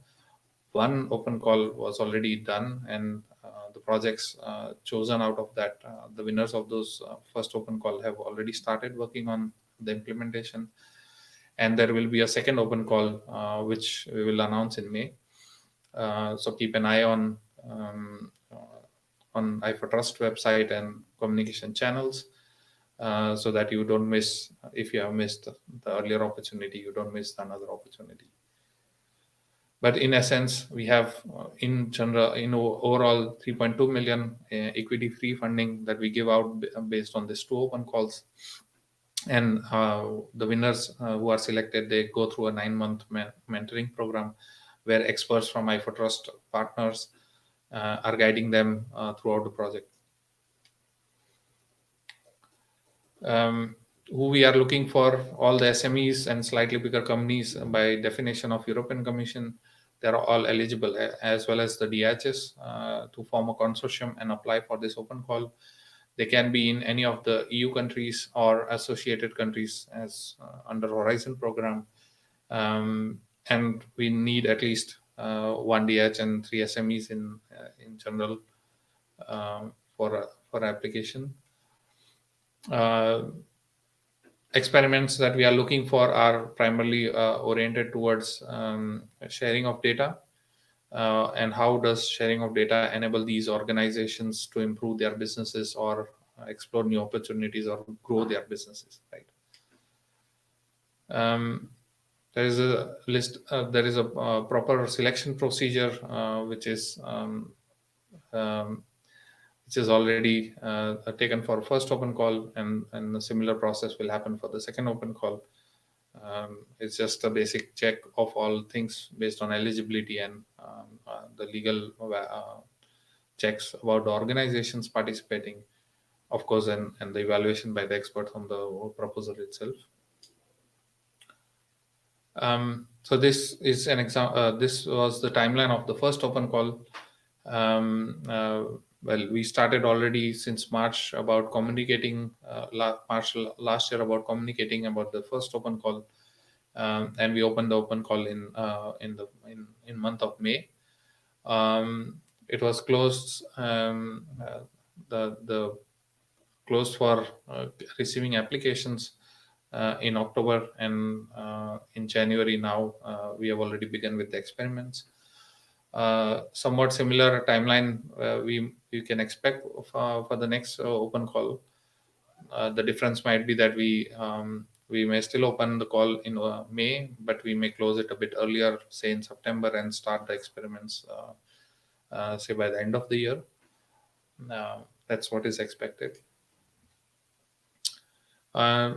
And I already explained to you about the community. So these are some details about our iForTrust community. Everyone is invited to join this community so that you can be up to date about what is happening, and we can share more updates about iForTrust and related information. And of course, you can also network with other participants of iForTrust. These are our social media handles, which you can follow. Now, let me quickly Can I jump in for a minute? Yes. So, thanks, Rajiv. And maybe there are so many Dutchies here, so I'll switch to Dutch for a minute. We zijn iForTrust gestart samen met Fiverr en Fundingbox om die dataspaces voor elkaar te krijgen. En het mooie is dus dat, wat Rajiv heeft uitgelegd, die funding daarvoor is. En dat is niet alleen funding, maar het is dus funding om iShare te implementeren. Dus om echt de stappen te maken om het te gaan gebruiken. Dus dit gaat leiden tot 32 nieuwe satellieten in verschillende domeinen die we zo meteen gaan zien. Die echt iShare gaan gebruiken. Niet alleen in logistiek en niet alleen in Nederland, maar verspreid over Europa en in verschillende domeinen. Dat is waarom we dit wilden doen. En dit geeft een enorme push aan iShare en aan de ontwikkeling van deze dataspaces door heel Europa heen. Dus we zijn echt onwijs blij dat we zo'n stap hebben gezet. En ik vind het echt heel gaaf om te laten zien wat voor projecten er nu echt in zitten. Want we hadden het er net al over, we zijn met iShare ver in de logistiek en er is heel veel gebeurd in de logistiek. Er zijn ook veel logistieke partijen vandaag aanwezig die al vanaf het begin erbij waren. Misschien is nu ook weer het moment om hierop aan te haken. En het was af en toe wat vaag wat iShare nou eigenlijk is. We gaan nu echt laten zien wat voor concrete projecten er zijn. En ik vind ook tof dat er een aantal van de projecten in iForTrust ook nu in de call zitten. We kunnen laten zien welke projecten er door de eerste ronde zijn. Dus ik ga weer terug naar Rajiv, maar die wilde ik even toevoegen. Het is nu heel gaaf, maar het biedt ook heel veel kansen voor de verschillende partijen die nu ook in de call zitten. Voor de volgende call die we vanaf mei dus al gaan openen. Thank you, Gerard, for very nice summary. Interrupting. Now let me quickly walk you through the winners of first open call, what kind of projects we will see, and what it means in terms of what data spaces we will see in future with iShare, and which sectors it is. So the first sector, of course, we are further strengthening and expanding in logistics, also in international. So you can see on the screen a few projects. We'll go through them one by one. So first project, Colmy, the primary applicant is from Portugal, but there are more parties involved. This project is about logistical hubs, which enables last mile delivery in a more efficient manner. So it is shared resource as in collaborative hubs, which are shared by multiple logistics parties. Now, as you can imagine, in such a project, the risk of not trusting with the data and those kind of things can, of course, happen. And iShare is a perfect solution in terms of providing the trusted and reliable data sharing. So with this, reliable and trusted data space is expected to be created to enable this kind of solution. Next project is from our home itself, ECMR Hub. Hans is in the call. Yeah, and Hans is also in the call. So ECMR, as we know, when goods transport happens between countries, also within countries, the truckers need to have a lot of paper to show to the authorities, and those papers are also the basis on which the ownership of the goods are being transferred. And we know that paper-based process is highly inefficient. There has been a lot of efforts from European Commission to make it digital.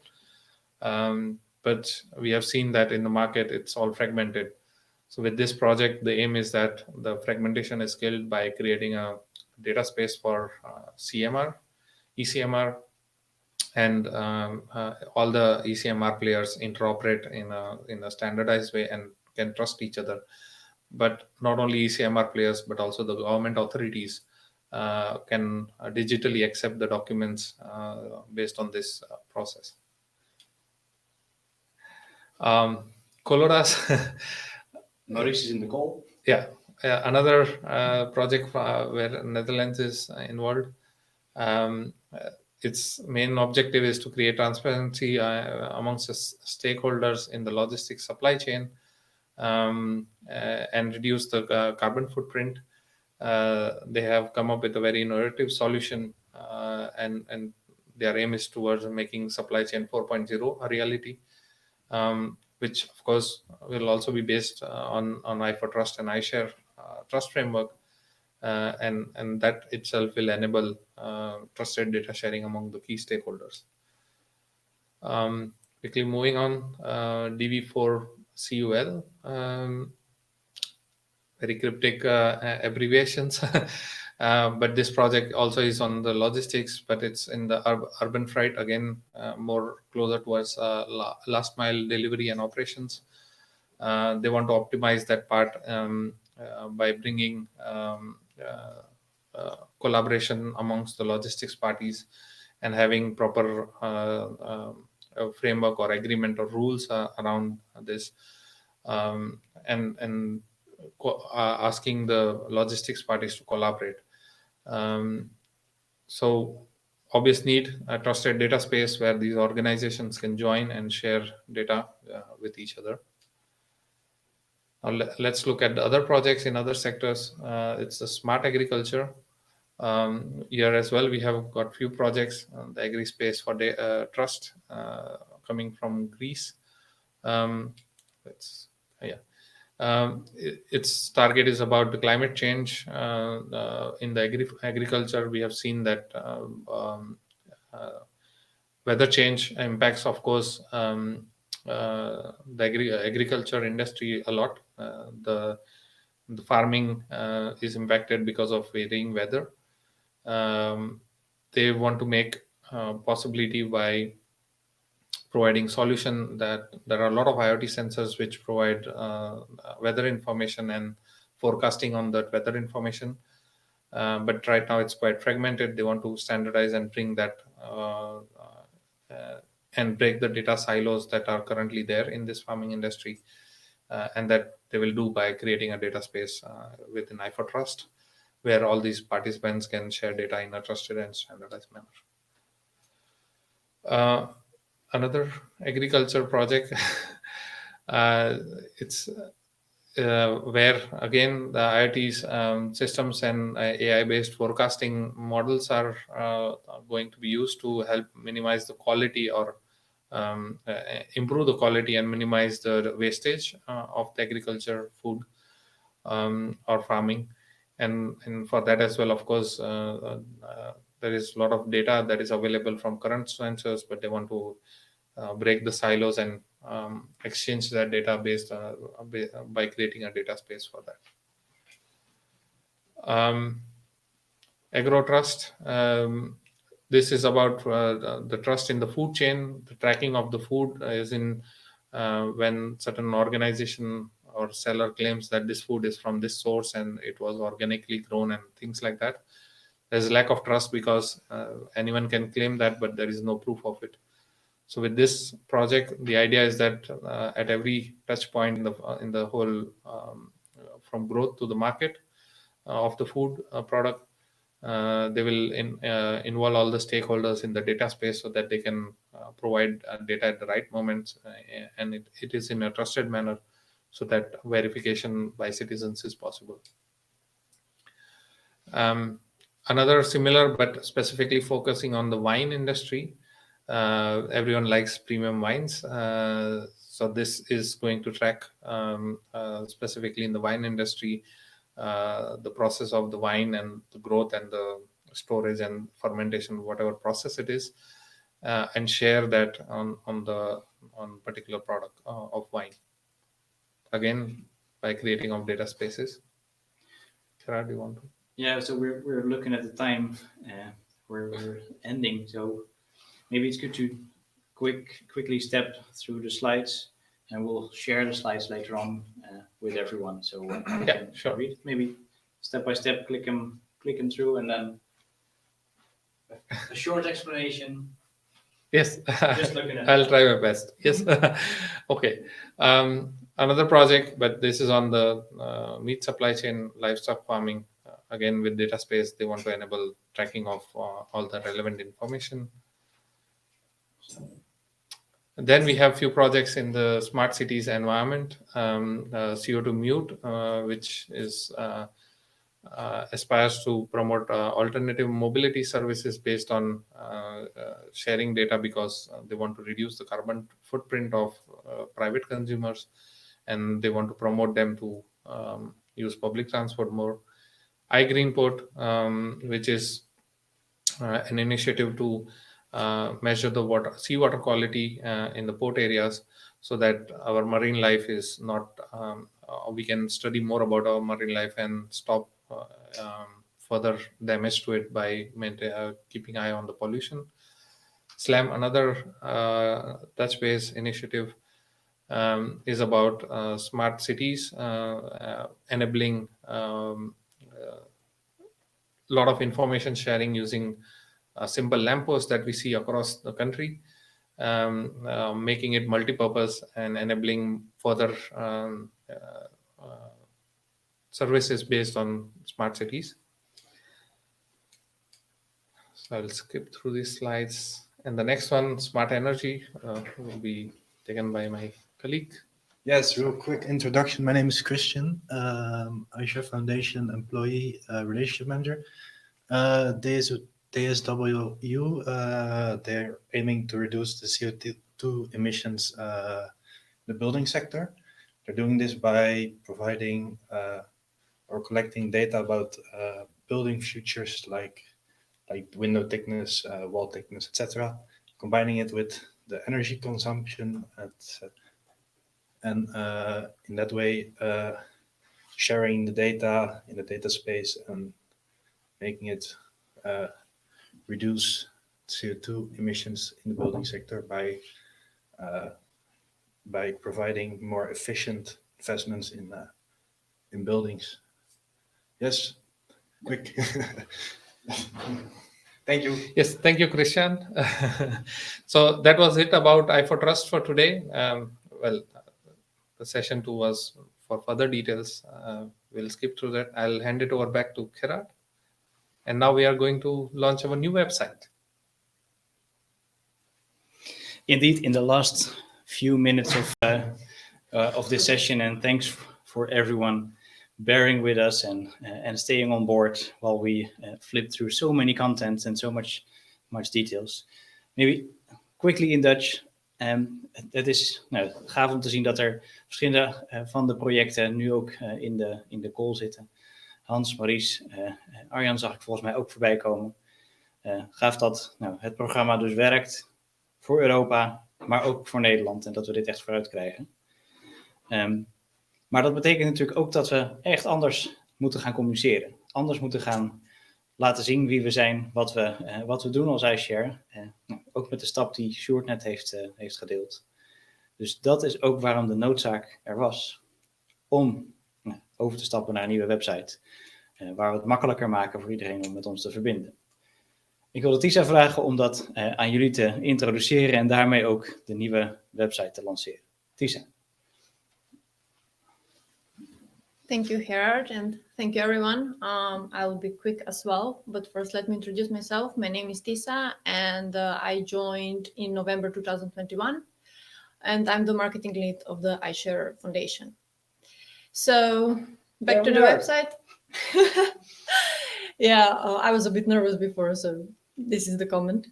But anyway, back to the website. So, from all the changes that happened that you just heard about, actually everything led to the fact that we decided to launch the new website. So this is something we have been busy with for the last few months. But at the end we managed. The new website is launched, iSHARE.eu. So the reason why we changed the domain name is that, as you already know, firstly, we have been adopted by the Dutch logistics sector, but now today we are adopted by many other sectors, many other industries, and in many other European countries. And we claim to become the European standard for data sharing. So to the website itself, already the old one was great, but now we made some reorganization. So the new website, it's more structured, it's more clear. We have a new content, and now you can find all the information about what the iShare is, about the iShare history, how it works, how can you use it, how can you become our partner or collaborate with us. So if you have any questions, I think you can find all the information. There is clear explanation of the iShare roles. So if you want to be part as a data consumer or data provider or developer,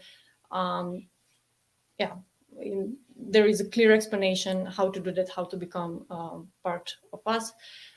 But in case of any more questions, there is, of course, our email, our phone number in the footer. So contact us and we'll answer any further questions. More or less that's it. Of course, you can also follow us on every social media channel and be updated with all the happenings. And that's it. Back to Gerard.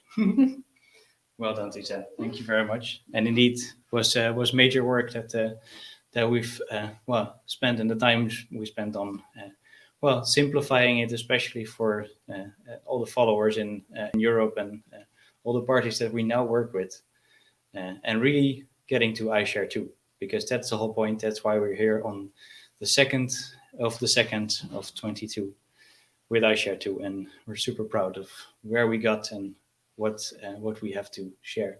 And I realized that I'm just continuing in English because that's how we learn to do it. Maar even terug naar het Nederlands. Dank voor jullie aanwezigheid. Dank voor het geduld om te kijken wat we allemaal aan het doen zijn.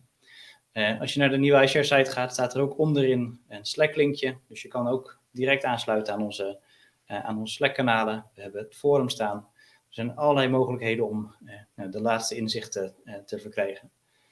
En ook naar al die partijen die al die jaren zo betrokken zijn geweest bij de ontwikkeling van iShare als standaard voor de logistiek in Nederland. Be proud. Dit is dankzij jullie continue support en ondersteuning.